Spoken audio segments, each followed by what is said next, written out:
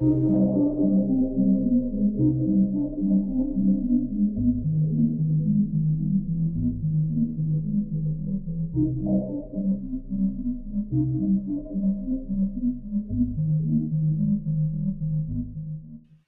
ghosties.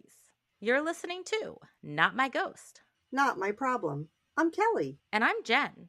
Whether you're a skeptic, a true believer, or somewhere in between, join us for a journey into the unknown. Because remember, when it comes to the paranormal, it may not be our problem. But it's certainly someone's problem.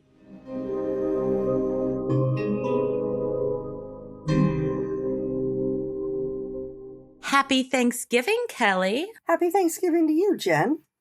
Seems a little early, but, won't be by the time this episode's out. That's right. This episode is coming out the day before Thanksgiving. Yes, and I am drinking during the recording of this podcast, so... Me too, but I'm always drinking. I very rarely do, so I make no promises that get a little tipsy. I am finishing the bottle of the Vintner's White that I got at the San Sebastian Winery. Yeah, shout out San Sebastian. If you're ever in St. Augustine, go visit them. Yes. They have an amazing free wine tour and tasting that if you have the alcohol tolerance of Kelly, you'll get really drunk on that one. I got drunk just on the little bits of the tastings. Was it like 10 wines? But it was like a swallow each one. It wasn't even 10. Wasn't it? No, I don't think so. Was it like, it had to be at least like 8. I think it was like 7 or 8. Yeah. And then I was already giggly. And then we paid to have 3 pours of other wines. And by the time we left, let's just say I was rocking out to Ed Sheeran like I was at a concert. And I was completely sober. So just goes to show you our difference in alcohol tolerance. Yes.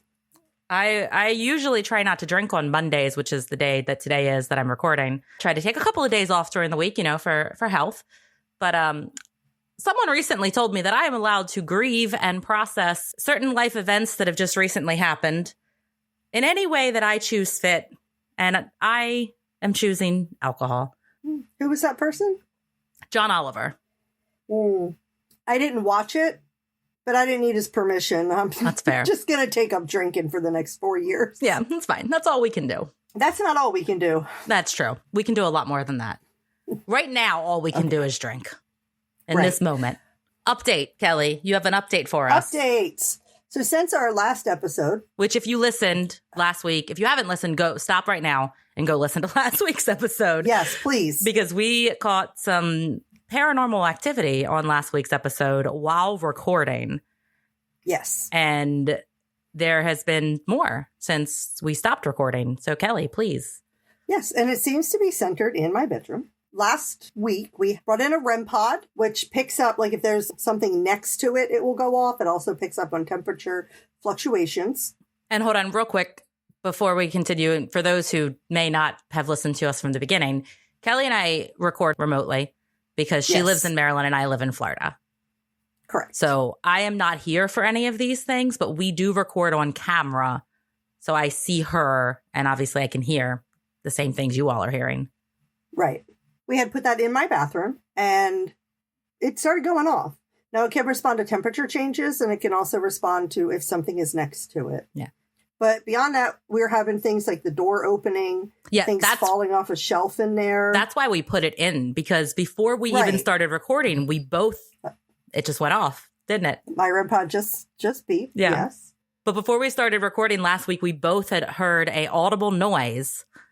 Right. Of somebody, which, by the way, sorry, scripted, unscripted banter. Oh, yes, scripted, unscripted banter. So I woke up the other night to the sound of a giggling child in the room. Shut the front door. Now, I guess we can say, was I still asleep? Because it was kind of, I woke up as I was hearing it. But I woke up and still heard it. Yeah. And then that was it. I also just want to point out real quick, because again, if you haven't listened to us from the beginning, you might not know this. When Kelly talks about her children, they are all adults. She has 5. Right. 3 of them still live at home. The one's, I guess, about to move out. Yes, one's about to move out. 3 of them still live at home, and they are all full-grown, graduated high school adults. So she may say my children, but there's not a small child running around her house. No. I do have a granddaughter who's 1, but she's not here when I'm recording, and let alone would she be in the room. No. I was home alone when that happened. Nick was at work because sometimes my husband has to work overnight. Specifically with the bathroom door, it's been opening and closing a lot on its own, which it has never done. Closing by itself, too? Yes. It's never done that since we moved here. But I've been having a lot of activity with this door. So for this episode, I put my REM pod. I have some dolls, some porcelain dolls that are supposed to be haunted. That she's had for months now and have had no experiences from them at all. Right. But it is on the wall next to my bathroom. So I don't know if this is coming from the dolls or not. But I put my REM pod on top of my dresser right before Jen and I started recording. And it did go off on the dresser right next to the dolls. So what I did today was I moved the REM pod to the other side of my bedroom. Completely other side of my bedroom. I just want to see if it goes off. It may not. It's not like you can predict things happen. It already did. Well, true. It did just. It did just go off. But it just did the beat. Yes. Last time it was going off like something was standing next to it. Yeah, it did both last time. Yeah. Good times. Well, we'll see. I've had the sound of a laughing, giggling kid, which, by the way, is the creepiest fucking thing you can hear. Oh, it is. I don't know why it's so creepy, because you would think like a laughing child would be like heartwarming and nice, but it's fucking creepy. You always hear things like demons or negative energies can take the form of a child to get you to kind of interact with it or trust it or whatever. Now, I don't know if it's these dolls.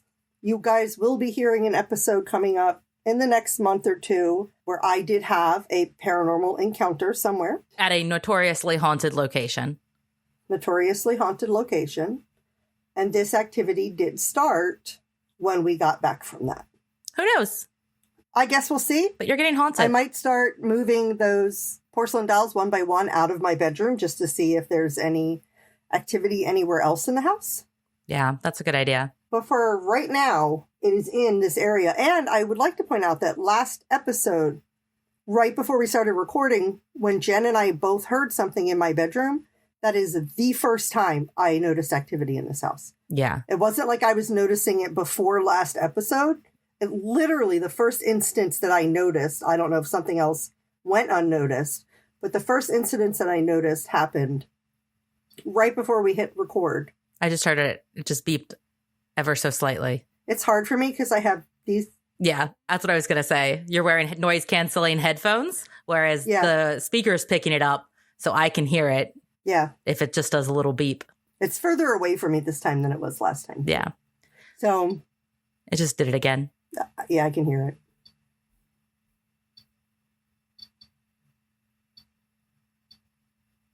Okay. So it's starting to make the noise that it makes if something is near it. Yeah.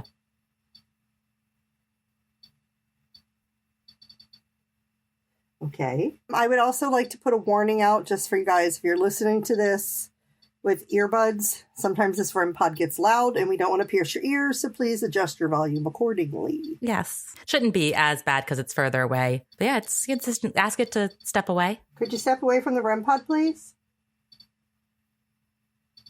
Oh, I thought it was going to stop. I thought it stopped there for a second too. Could you please step away from the REM pod? No. It doesn't want to step away. It's weird. That's weird, Kelly.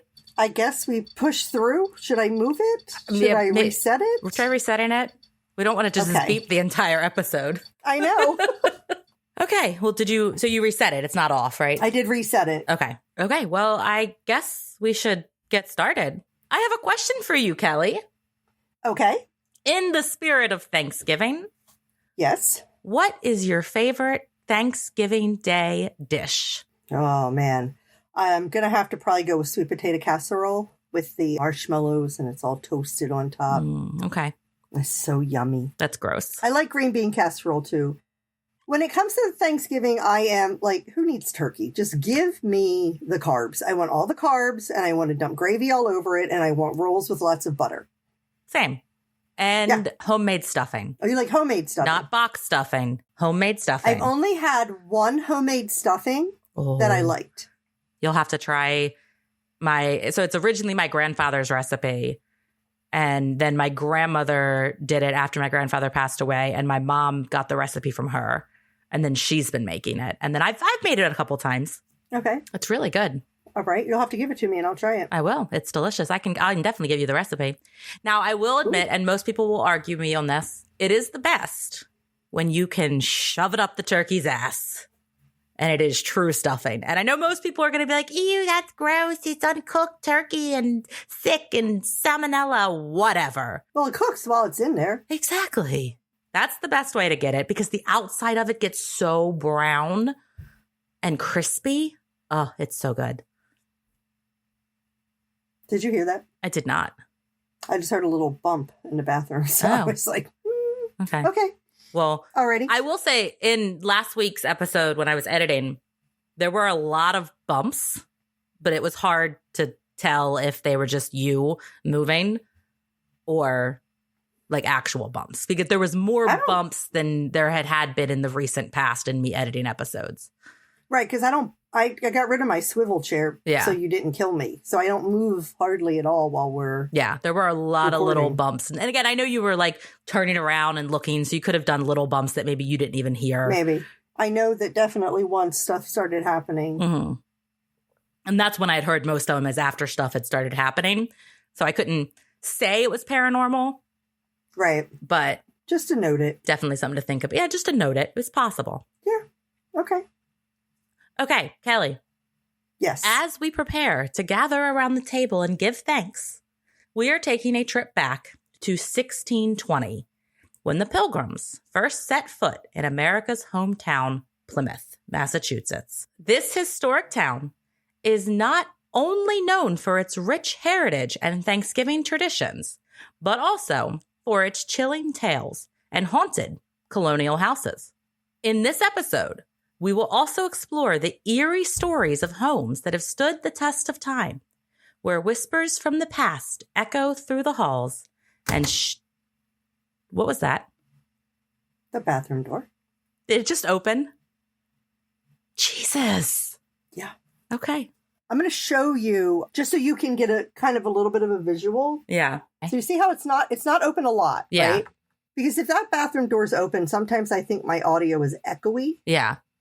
So I keep it like this. Right. And it's clicked? It's not clicked because I can do it now. Okay. Now I can do it. Now I can get it clicked. But it gets hard certain times of the year for it to click. Okay. Because of the way the house settles when it's like warm. Yeah. So let me make sure that's okay. And then the REM pod just went off. I did. Yeah. Okay, then. Fun times. Okay, well, echoes from the house, echoes through the halls and shadowy figures that roam through the rooms and Kelly's bathroom. Yes. So grab your pumpkin spice latte or wine, as what we have, settle in and prepare for a spine-tingling journey through Plymouth's haunted history. After all, what better way to celebrate Thanksgiving than by diving into the stories of those who came before us and who still roam the very streets and houses we visit today? Before we get too much further into the episode, I would like to point out that we realize that what we were taught in our very whitewashed education in school, that the story of Thanksgiving is we came over to this land and the Native Americans were here and we were like, let's share a meal together and get along wonderfully. And what we actually did was kill most of them. Yeah. So we understand that. For me and my family, what Thanksgiving is, for us, it's just our whole family getting together to have a meal. Yeah. It really has nothing to do with... We don't, like, in any way, shape, or form emphasize or talk about how the whitewashed version of this holiday started. Yeah. We just get together, have a meal, and hang out and play games and eat pie and drink wine. Yeah, absolutely. And we know that, again, can be tough for some people to hear the positive spin to these things because the history was not positive, despite what we were all taught our entire life. Correct. But we just want to remind you that we just want to put a ghostly spin to the holiday. Right. Yeah. Because it is a holiday that is celebrated in the U.S., if you're a U.S. listener. And we like to theme some of our months when we can. So we're going to just put a little spooky twist on everything. And we, again, understand and acknowledge the pain. Absolutely. And we are not trying to sweep that in any way, shape, or form under the rug. No. And I get into a little bit of the history. There's not a history heavy episode today, but I get into a little bit of the history, and we'll cover some of Native American tribes and some of the tragedies that befell them. Okay. But before we get into that, you ready for some fun facts about Thanksgiving? Are you sure they're fun? The first 3 are, and then I've got some scary ones. All right. Let's go. Okay. Well, the first fun fact is the tradition of the presidential turkey pardon, which was started by President Harry S. Truman in 1947. And every year since, the president spares a turkey from being eaten for Thanksgiving. Yep. I think that's pretty fun for the turkeys. For the turkey. Yeah. Mm-hmm. How cool would it be to be that turkey? Yeah, seriously. Next fun fact is about pumpkin pie. So pumpkin pie is very well known around Thanksgiving, right? Very popular. And the earliest known pumpkin pie recipe appeared in 1653. And it has been a traditional dessert for the holiday ever since. Do you like pumpkin pie? I don't. I don't either. No, I'm not a pie person. I'm not a pie person at all either. Yeah. So on Thanksgiving, I usually just kind of, because my family loves pies. Mm-hmm. So I make it for them. Now, this next one, I did not know this until recently, within the last couple of years. And I don't know if this is a well-known fact or not, but I thought I would include it. The day after... Yeah, I just heard it. You heard that too? Yeah. The day after Thanksgiving is known as Black Friday, marks the beginning of the holiday shopping season. Now, the name... Actually, let me ask you, Kelly, do you know where the name Black Friday comes from? I believe it's because it's like the day of the year where the stores get out of the red. Yes. For profits and stuff. Yeah. So the name comes from retailers moving from being in the red, which means they're losing money, to being in the black, which means they're making a profit. I did not know that until the last couple of years because I was always like, why is it Black Friday? That doesn't make sense to me.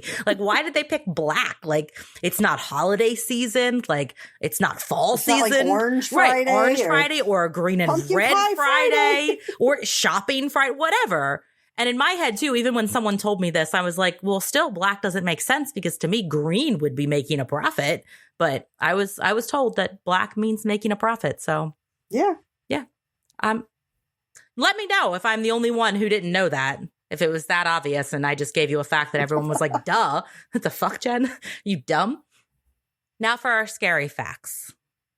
The first Thanksgiving was celebrated after a brutal period of conflict between the Pilgrims and Native Americans. The Winnebago tribe, which I'll talk about more later, faced violence and disease brought by the European settlers, leading to a tragic history that is often overlooked. Okay. So, very scary. After the first Thanksgiving, relations between the Pilgrims and Native Americans deteriorated, accumulating in violent conflicts such as the Pequot War, which was between 1636 and 1638, and the King Philip's War, which was between 1675 and 1676.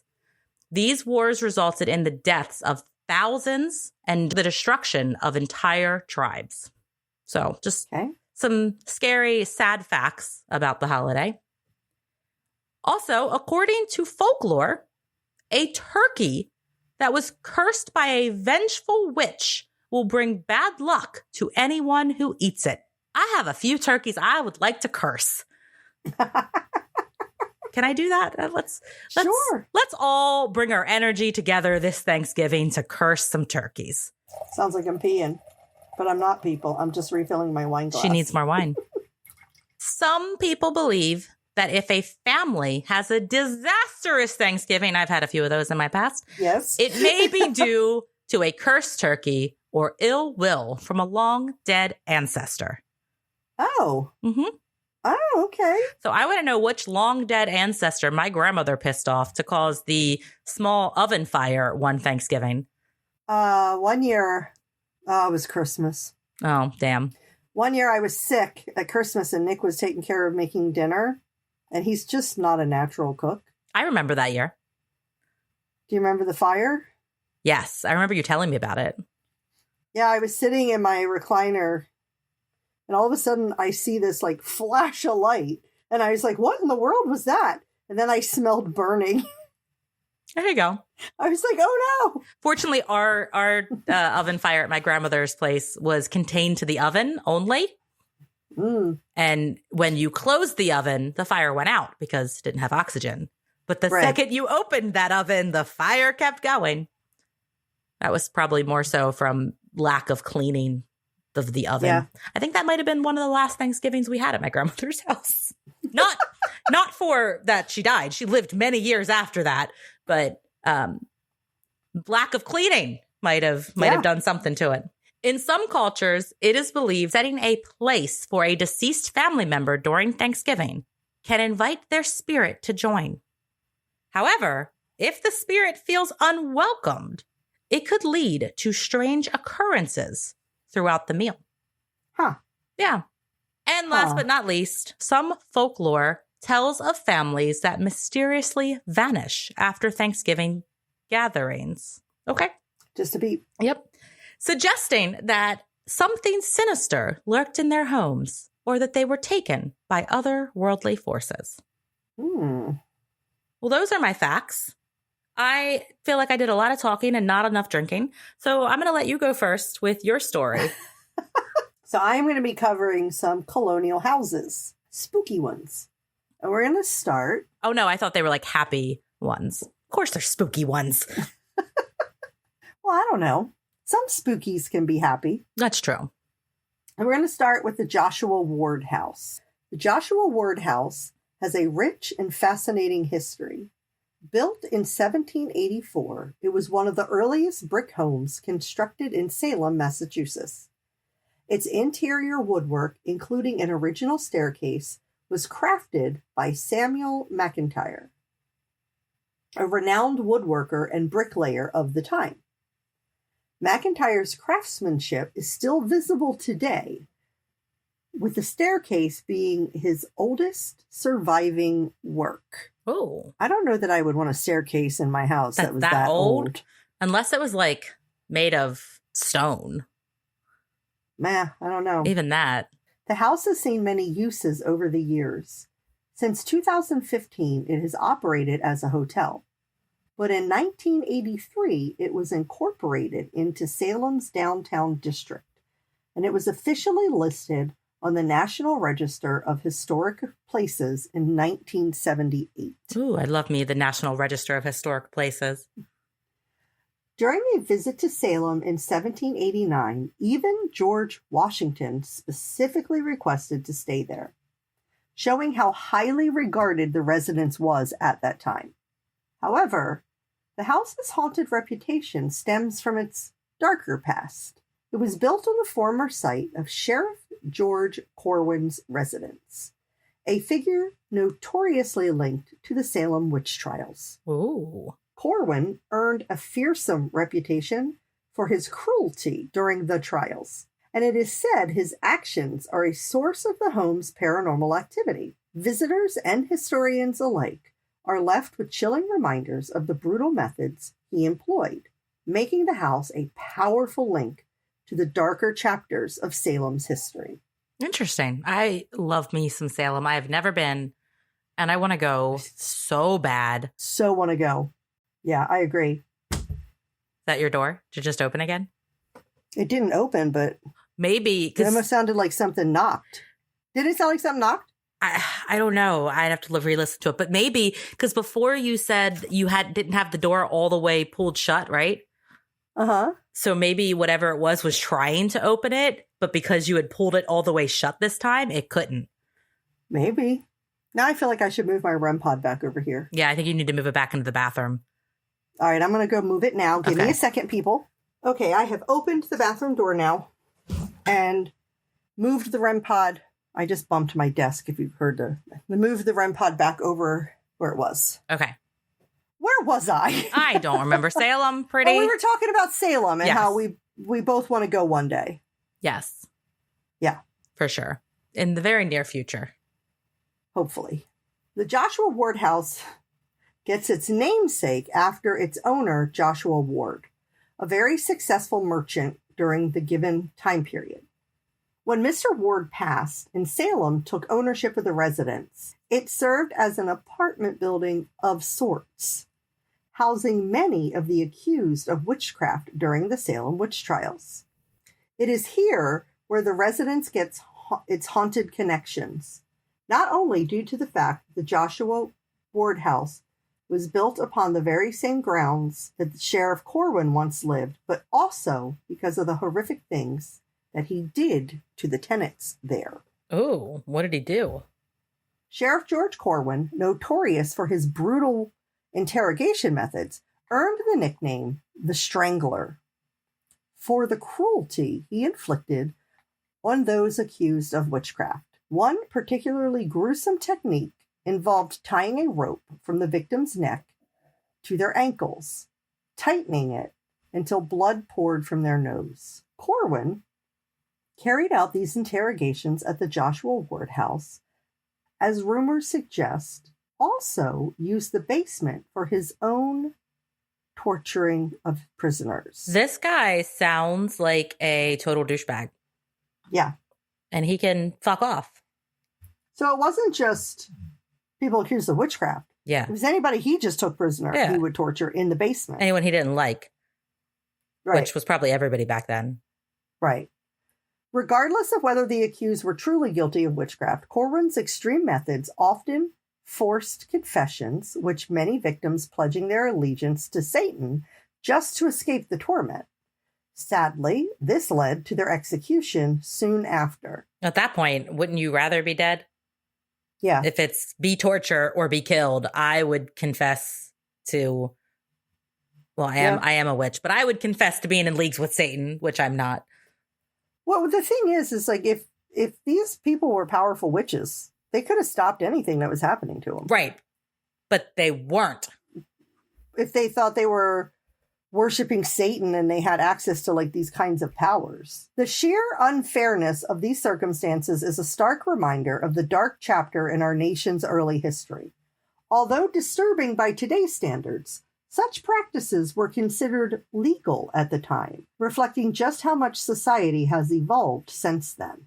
It's funny because when I hear things like that, I'm like, that blows my mind that things like that were legal. But then I sit here and I think, how many people on podcast are going to be saying that 50 years from now? Right. About things nowadays. Like, that blows my mind that they did that. That blows my mind. Yeah. Don't worry. It blows our mind too. You ready for some ghost stories from the Joshua Ward House? I was born for some ghost stories from the Joshua Ward House. Given the cruel acts carried out by Sheriff George the Strangler Corwin at the Joshua Ward House, douchebag, it's no surprise that many believe the spirits haunting the property are those of his victims. One such spirit is said to be that of Giles Corey, one of the 19 people accused and executed during the Salem witch trials. Unlike most who were hanged, Corey was gruesomely crushed to death under heavy stones by Corwin. It is believed Corey's spirit... Okay. Mm-hmm. Just a little beep beep. Just a little beep, beep, beep.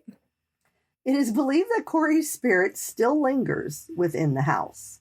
Numerous visitors have reported eerie experiences, including invisible hands choking them. I don't like that. I don't like that at all. No.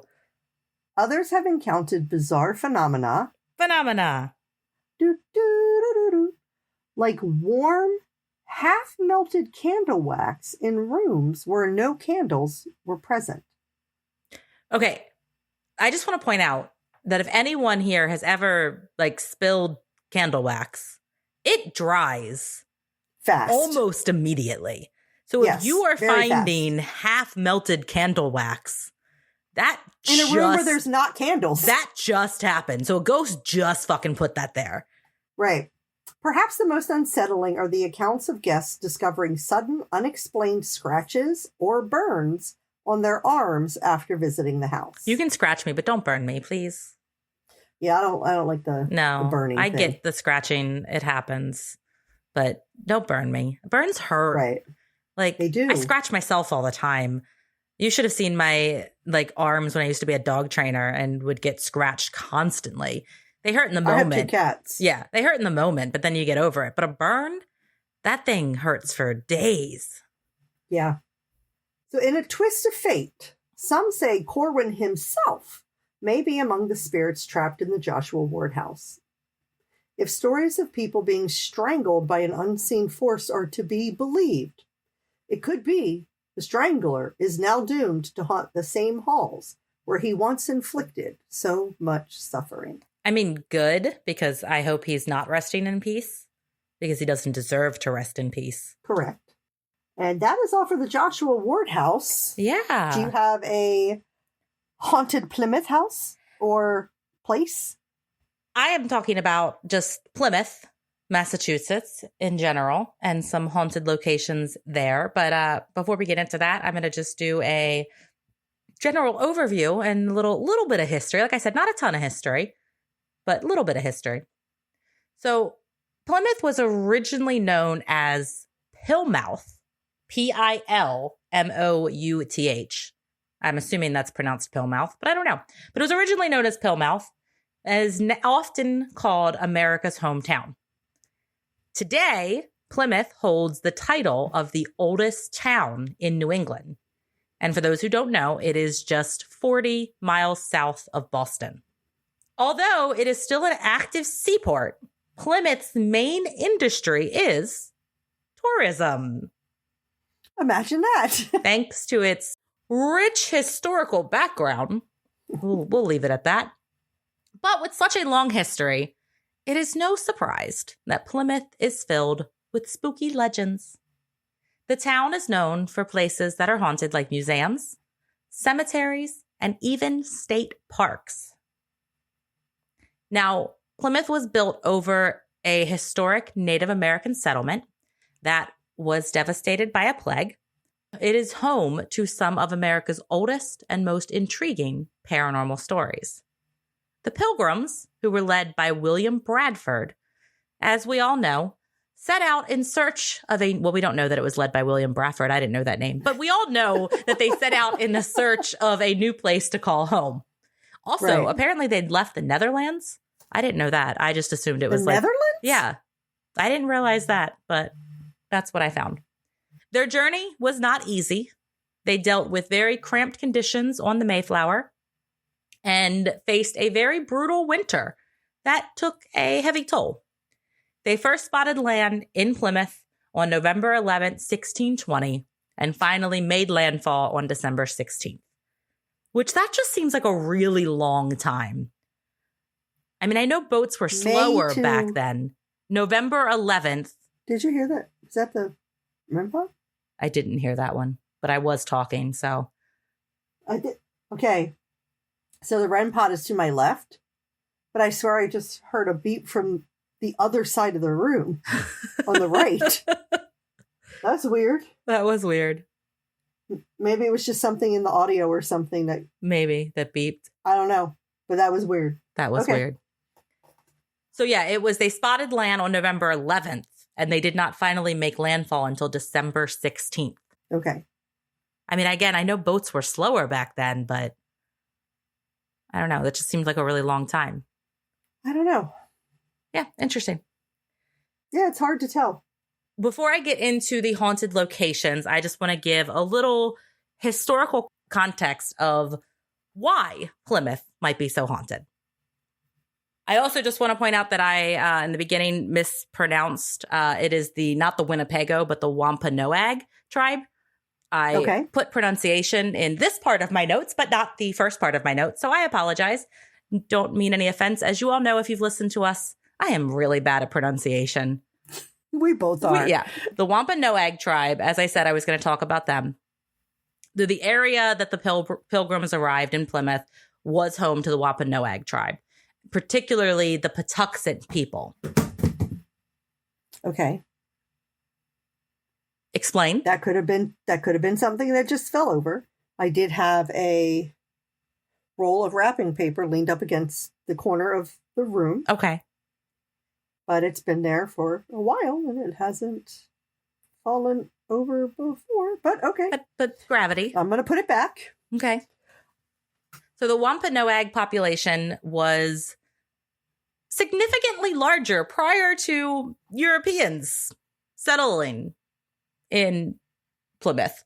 First, they were devastated by an epidemic that was brought by European traders, and this decimated their numbers. And this was in the early 1600s, not long after the colonizers arrived. Also, there were high tensions between the tribes and the colonizers, and ultimately it led to a brutal war, as I talked about earlier, that was led by Chief Metacomet in the late 17th century. And this conflict resulted in even more deaths for the Wampanoag tribe and even further displacement from their land. All of this probably contributes to some lingering spirits and some residual paranormal energy in this area. The Pilgrims at the time also faced a lot of hardships, including harsh winters and a lot of conflicts with the Native Americans. The Native Americans were not the only ones that died in the wars, though they did not start them. And it definitely just overall, all of the deaths just left a heavy emotional imprint on this land. So just a little context and I'm going to get into each of the locations that I'm going to talk about has some different tragedies that happen specifically there that kind of gets into even more details of why it's haunted. But as you can imagine, lots and lots of deaths happen on this land. So right. Very tragic. Very tragic. And it's just ripe for hauntings. Do you want to do your next story? Yeah, I'll do my next one. And then you can get into the haunted locations. Yes. Okay. The next colonial house we're going to talk about is the Powell House. Your ghostie's excited about the Powell House. Yes, he is. Or she. Sounds like a little girl giggle that I've heard. Yeah. And the first time that you and I heard something, it sounded like a girl as well. Okay. Yeah. I'm still sticking with that first thing we heard was a door squeak, but I heard it through a recording. You heard it in real life? Yeah. Well, there's nobody else home and no doors in here opened. Yeah. So we'll have to name her Ghosty. She's our Ghosty. She can't name her Ghosty. She's got to have a name. Okay. I'll think.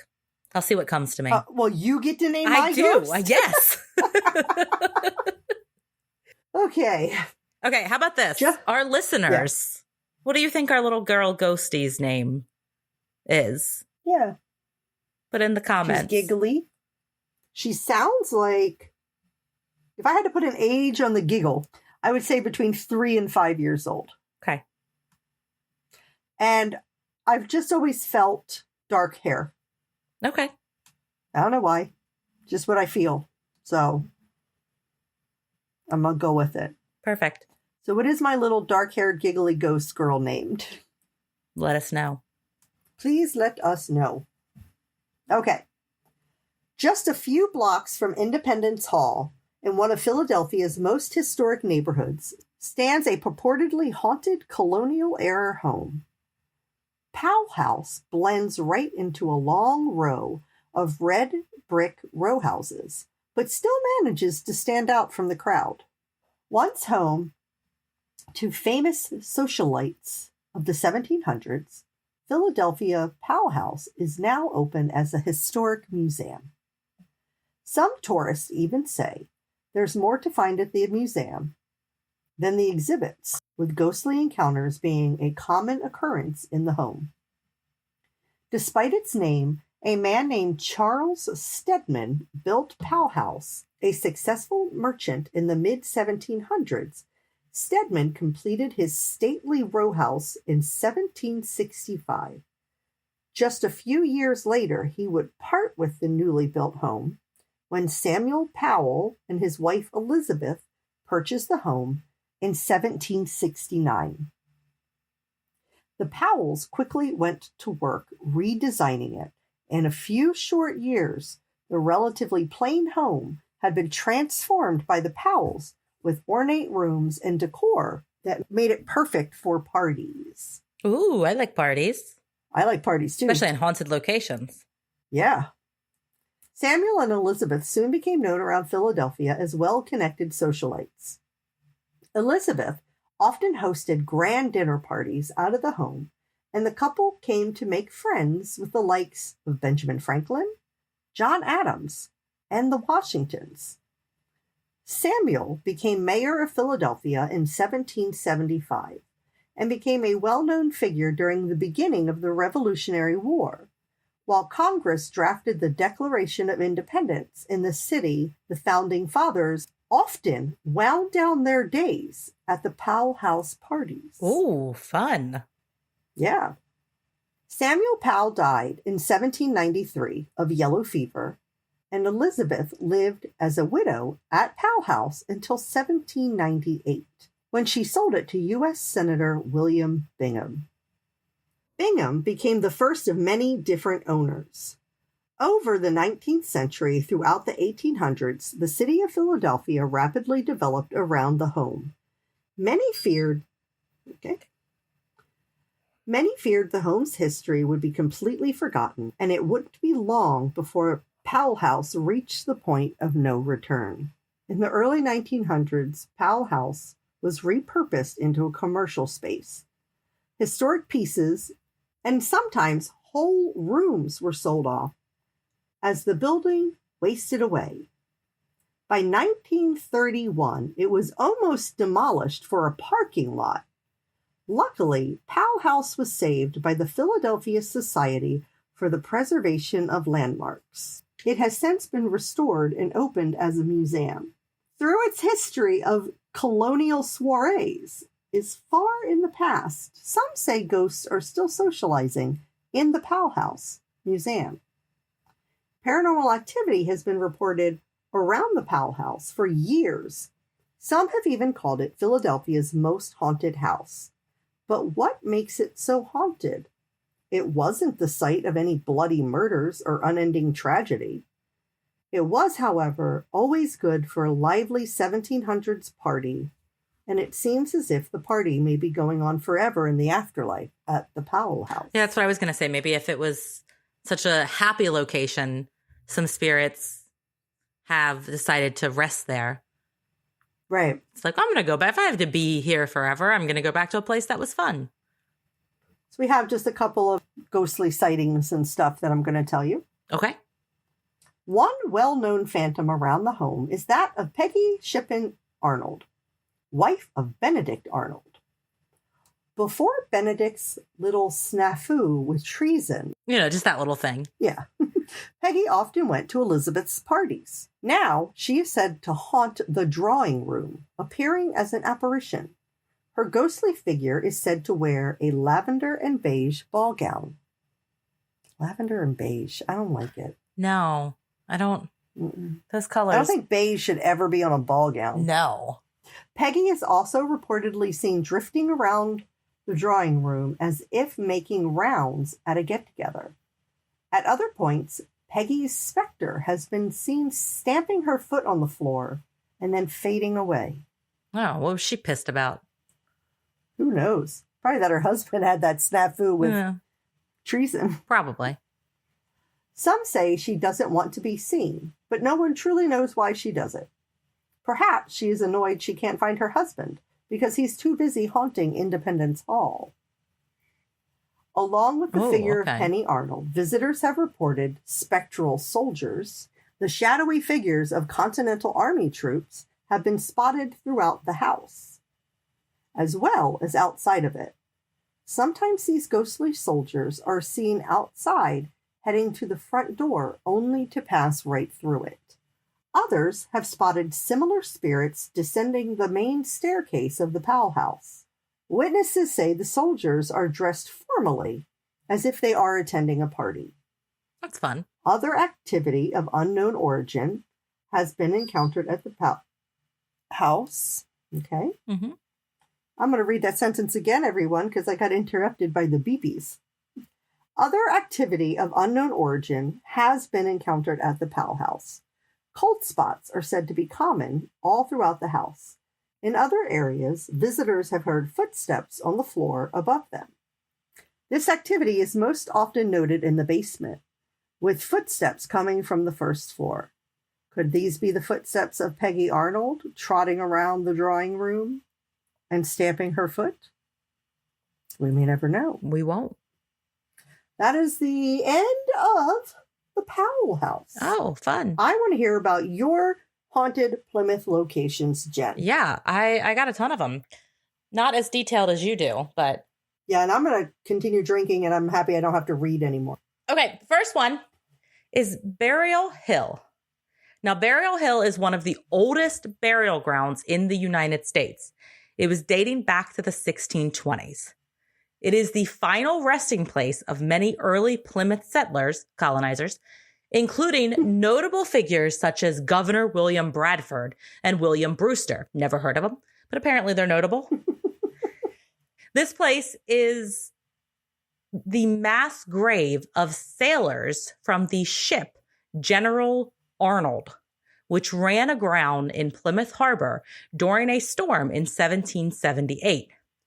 Over 70 sailors froze to death, and their spirits are said to linger in the area. Locals report feeling a chilling presence and seeing apparitions of sailors still clinging to the ropes of their ships. This site is known for its very heavy and oppressive atmosphere and ghostly apparitions.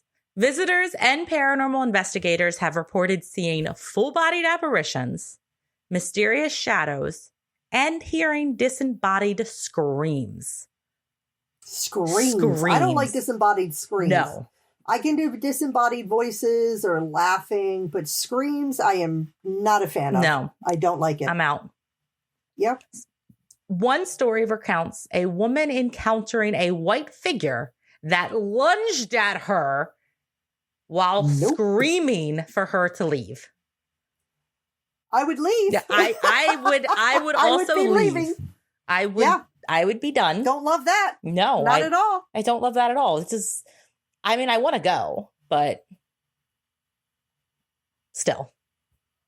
Yeah, we'll go together and we can be there for each other. So that way if a figure lunges at us and screams, we can scream and run away together. We might just laugh at them. That's true. Depends. Yeah, how drunk we are. Okay, our next location is the Mayflower Society House. Now, this was built in 1754 by Edward Winslow, who is a descendant of some Mayflower passengers. And this historic house now serves as a museum celebrating the legacy of Plymouth's early colonizers and preserving colonial artifacts.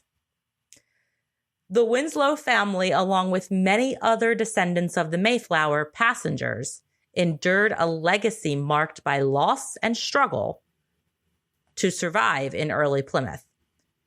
Some believe the spirits of those who fought to preserve their heritage linger within, watching over this house filled with its family history. Guests have reported hearing a phantom organ playing in the library. Maybe she likes music. Maybe. Though I guess she can't hear me.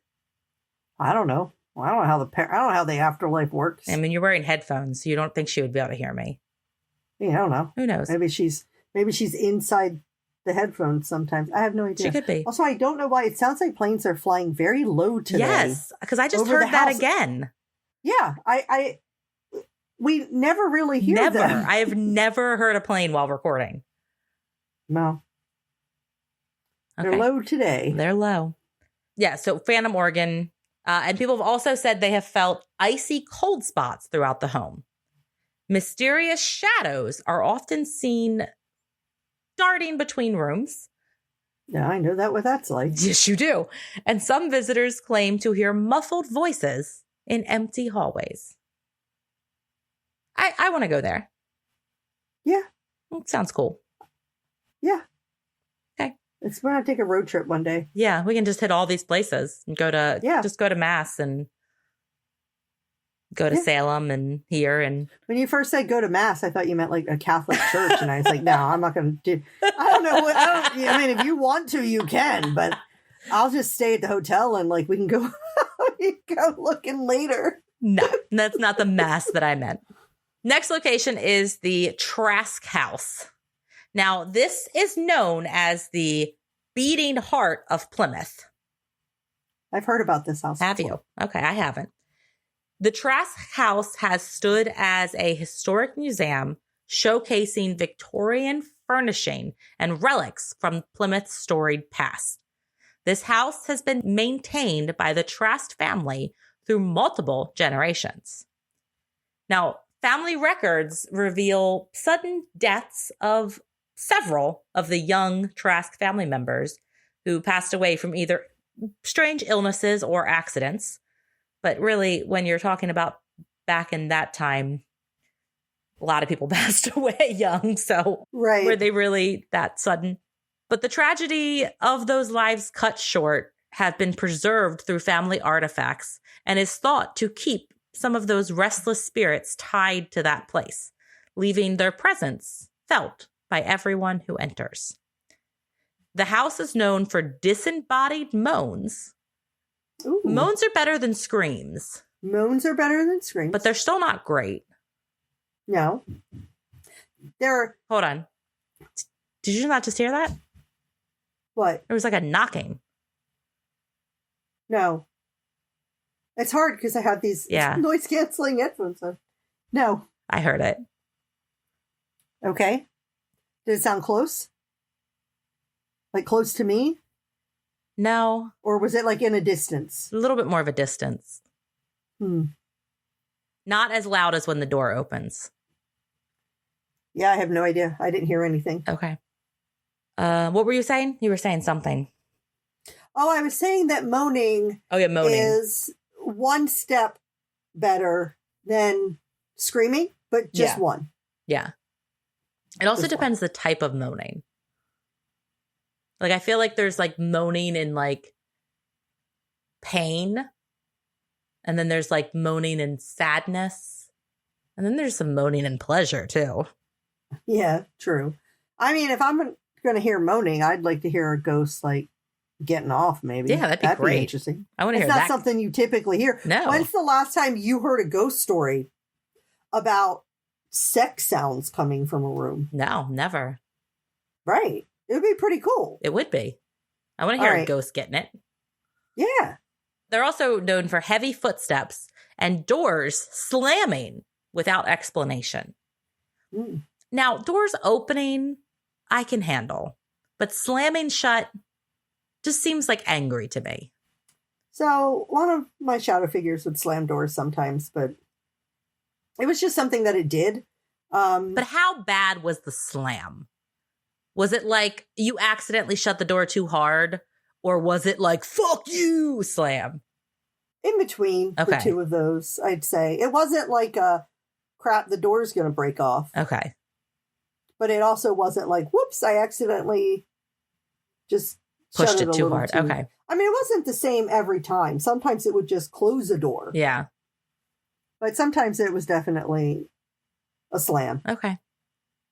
It was only happened when it would run from like Joshua's bedroom, that bedroom on the right-hand side of the hallway, into the bathroom. That's the only time that would happen. Okay. Well, visitors and staff alike have both experienced this phenomena. Do, do, do, do. She likes our song. Yeah. I don't know why it's just one little beep every once in a while. I don't know. I'm almost wondering, okay, because it's just that same sound, I'm almost wondering if it's not, like I'd want to, if I could catch it, start a stopwatch and see if it's like in regular intervals, if it's just something that REM pod is doing, or if it's something interacting with it. Yeah, that'd be interesting. Because it's definitely different from when it clearly sounds like something's like moving, like right next to it. Absolutely. So, it'd be interesting. Yeah. So my next location is the Spooner House. Now, the Spooner House was built in 1749, and it was occupied by the Spooner family for over 200 years. Now, their house is a museum that has a collection of their family heirlooms and antiques, and some curiosities from Plymouth's history. Before the invention of penicillin, even minor infections could become fatal, as in Anna's case, who was a young girl whose life ended in tragedy, and it is believed that her spirit remains bound to her childhood home, seeking the comfort of family and friends. Huh. Visitors have reported sightings of a young girl who is said to appear near the front door, inviting guests inside, which seems nice. Right. And gazing out from the windows. Then there is the Coles Hill Crypt. Ooh, I've never heard of it, but man, I like a crypt. I like a crypt. Coles Hill became Plymouth's first burial ground during the starving time in 1620 to 1621, when many earlier colonizers perished from harsh conditions. The remains were later moved to the granite crypt known as Coles Hill. During the colony's first winter, nearly half of the colonizers died from starvation and exposure. Their graves, originally unmarked to protect them from potential enemies, were later discovered and moved. The sorrow and sacrifice of these early colonizers is said to infuse the crypt with an unmistakable air and lingering despair. The crypt is infamous for its chilling whispers and strange noises that seem to emanate from within the stone walls. Visitors report feeling an oppressive presence as though they're being watched, and some claim to see ghostly figures wandering near the crypt. I want to go. Yeah, I want to go. I definitely want to go to that one. Next place is Pilgrim Hall Museum. Now, Pilgrim Hall was established in 1824, and it is dedicated to preserving and showcasing artifacts from the Pilgrims and the early history of Plymouth. It has a rich collection of different historical items, including some of the personal belongings of the Pilgrims.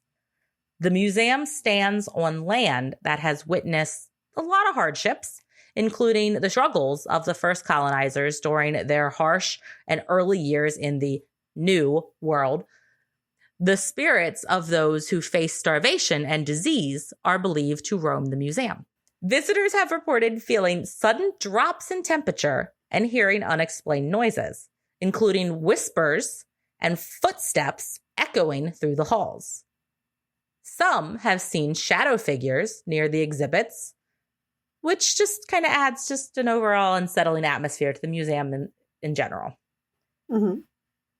Next place is the Jenny Grist Mill. Now, this historic mill was built in 1970 to replicate the original mill that was established by the Pilgrims.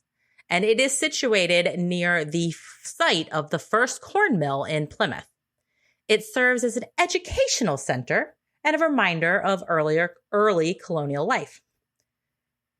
The mill was vital for the settlers' survival, and the pressure of ensuring food production created an immense stress. The spirits of those who worked tirelessly. Okay, I had my phone open, and I had it on the stopwatch open. So I as soon as I heard it, I hit the stopwatch. Uh-huh. And as you're talking, I'm just going to see how long between if it does it again, and then we'll see if it's about the same about the same time. Okay. Look at us being investigators. That's right. Making sure it's not just... You gotta try and debunk stuff, people. Something with the... Not everything is paranormal. Exactly. Hence why we say stay skeptical. Right. Visitors have reported strange occurrences, including the sound of grinding stones and the feeling of being watched. Some claim to have seen apparitions of mill workers from the past, still tolling away. Next is the Plymouth waterfront. Now, this area has a lot of history, and it served as the landing site for the Pilgrims in 1620. And it features a lot of historical buildings and landmarks, including the iconic Plymouth Rock, which I didn't realize there was actually a rock. No? No. I mean, I guess I just never really thought about it. I just assumed that was just what it was called, but I guess there's really a rock. Yeah. Okay. I want to go. I'll go to Plymouth Rock. Sure. Yeah. I mean, we're going to be going to all these places. Absolutely. So this waterfront has witnessed countless hardships, including a lot of different shipwrecks and a lot of loss of life during the harsh winters. The spirits of those lost at sea are thought to roam these waters. So more water ghost. Water ghosts. Yeah. Remember we talked about water ghost Yeah, at we talked about that with Alcatraz. Yeah. Water ghost. I want to see a water ghost. I kind of like the idea of water ghosts. Me too. Because I think it adds just a level of creepiness to it that you don't have with other ghosts. Like when you think about it, when you go to the ocean, if you're like swimming in that water, okay, so the ocean over where I am, you can't see through that water at all. No. It's like brownish green. You can't see what's underneath you as you're swimming in the ocean. So I think that having just the creepiness of that already. Yeah. And then you add on top of it just, you know, you just see somebody like treading water next to you and then they're gone. I think that would be kind of cool. I think the creepiness for me is that when you see something on land, I think there's that logical part of your brain that wants to tell you you saw a person. Right. And whereas if it's on the water, you see literally something walking on water, like unless it's fucking the second coming and Jesus is coming back, there's nobody out there walking on water. Yeah, but if that was the second coming of Jesus, there's going to be trumpets and shit. So if you're not hearing trumpets, then you're fine. It's fine. A ghost. It's a ghost. It's ghosts. Right? It's not Jesus. But anyway, in this area, locals and tourists have reported eerie feelings, especially at dusk. And a lot of people have claimed to see ghostly figures walking along the shore, resembling early colonizers, as if reliving their arrival in America. The next location is the Old Colony Club, and this was established in 1769, and it is one of the oldest private clubs in the United States. It has a rich history and was originally founded by the very prominent local figures. The club was a meeting place during the tumultuous times leading up to the American Revolution, where many heated discussions were had. Members and staff have reported strange noises, such as chairs moving on their own and whispers from empty rooms. Some believe that the spirits of the club's founders still linger, keeping a watchful eye on their establishment. And last but not least is the Gurnet Light. Now, the Gurnet Light is a historic lighthouse because we always know lighthouses are haunted. All of them. All of them, every single one. And it is located on Gurnet Point, marking the entrance to Plymouth Harbor. The lighthouse has been in operation since 1849 and has always been a symbol of safety for sailors. The lighthouse has seen its share of maritime disasters, and the spirit of sailors lost at sea are thought to watch over the waters, still drawn to the light.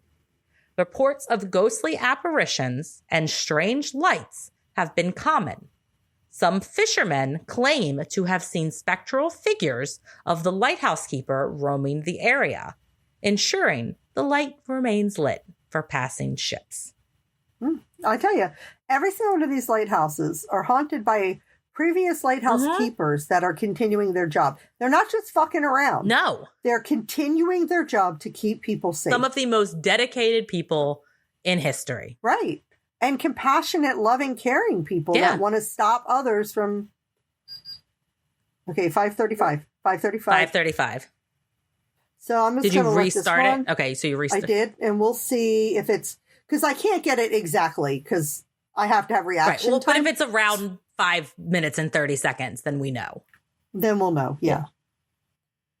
Though I don't know if there's 5 minutes. After we wrap this up. Yeah, I don't know if there's 5 minutes and 35 seconds but left. We'll just stay on. Yeah. We'll just stay on, and then we can figure it out. And we'll let everybody know at the next episode. Yeah, because that brings us to the end. of our Thanksgiving themed episode. If you loved what you heard, please take a moment to rate, review, and subscribe to our podcast wherever you listen. Your support helps us reach even more listeners and share even more spooky stories. It does. And if we ever get to a point where we start making money from this podcast, we'll buy more paranormal investigating equipment. We will. And then investigate the ghost girl and other things. Right. We need you to share it with everybody that you know. Yeah. Tell your friends and then tell them to tell their friends. Right. And then tell them to tell their friends. I know we talk about her a lot, but hi, Danny. I want to give a shout out because Danny almost every week posts on her Instagram story our episode posts from Instagram. She does. And we appreciate that so much. And it just says like, go listen to my new favorite podcast. And we just thank you, Danny, because you're amazing. Don't forget to follow us. Speaking of, don't forget to follow us on Instagram at notmyghostpodcast and on Facebook at Not My Ghost, Not My Problem. Every week we post our episode post that kind of gives you a rundown of what our episode's going to be about. And it usually has pictures that have to do with what our episode was. So you get to see all the amazing pictures. And then we have just other updates and fun things and now haunted stuff because apparently Kelly's haunted. Right. And I will be going to Florida probably in January to visit Jen. Yay. So you'll see some pictures of us together. Yeah, too. we'll be recording together. If you want even more ghostly content, consider joining our Patreon. We have some fantastic exclusive perks for our supporters. And if you have ever had a spine-tingling paranormal encounter, share your story with us at notmyghostpodcast@gmail.com. And you just might hear it featured on a future episode. Yes, we're aiming to have our first paranormal postcard released in December. We still need a couple more stories for it, so please send them to us. Please, please. Please, please. Thank you for joining us on this eerie exploration of Plymouth's haunted history and chilling colonial houses. Remember, as you gather around the table for Thanksgiving dinner this year, keep this in mind. If it's not your ghost, it's not your problem. Until next time, stay spooky and stay skeptical.